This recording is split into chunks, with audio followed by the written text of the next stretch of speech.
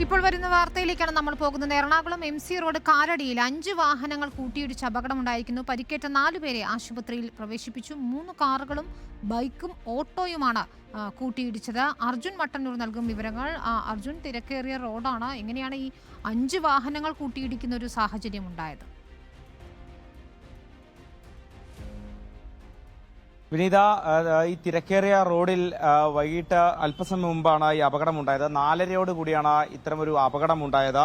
5 വാഹനങ്ങളാണ് കൂട്ടിയിടിച്ചത്. ഇതിൽ ആദ്യം ഒരു ബൈക്കും ഓട്ടോറിക്ഷയും തമ്മിൽ കൂട്ടിയിടിക്കുകയായിരുന്നു. തൊട്ടു പിന്നാലെ ഇതിന് പിറകിൽ വന്ന 3 കാറുകളും കൂട്ടിയിടിക്കുകയായിരുന്നു. ഇത്തരത്തിലാണ് അപകടം ഉണ്ടായത്. 4 പേർക്കാണ് പരിക്കേറ്റിട്ടുള്ളത്. ഈ 4 പേരെയും അങ്കമാലിയിലെ സ്വകാര്യ ആശുപത്രിയിൽ പ്രവേശിപ്പിച്ചിട്ടുണ്ട്.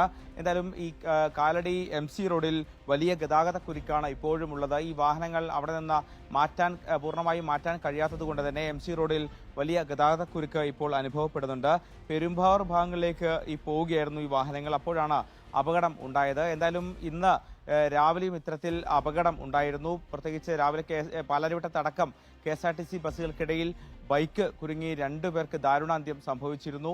ഈ രാവിലെ മഴയുള്ള സാഹചര്യത്തിലായിരുന്നു രാവിലെ നടന്ന അപകടം. അതിന് പിന്നാലെയാണ് ഇപ്പോൾ കാലടിയിൽ 5 വാഹനങ്ങൾ കൂട്ടിയിടിച്ചിരിക്കുന്നത്. ഇതിൽ ഒരു ഓട്ടോറിക്ഷ, ഒരു ബൈക്ക്, 3 കാറുകളുമാണ് കൂട്ടിയിടിച്ചത്. എന്തായാലും ആരുടെയും പരിക്ക് ഗുരുതരമല്ല എന്നുള്ളതാണ് ആശ്വാസകരമായ കാര്യം. വിനീത, ശരി, അർജുൻ പറഞ്ഞതുപോലെ ആരുടെയും പരിക്ക് ഗുരുതരമല്ല. ഏതായാലും പരിക്കേറ്റവരെ ആശുപത്രിയിൽ പ്രവേശിപ്പിച്ചിരിക്കുകയാണ്. അർജുൻ മട്ടന്നൂരാണ് വിവരങ്ങൾ നൽകിയത്. നമുക്ക്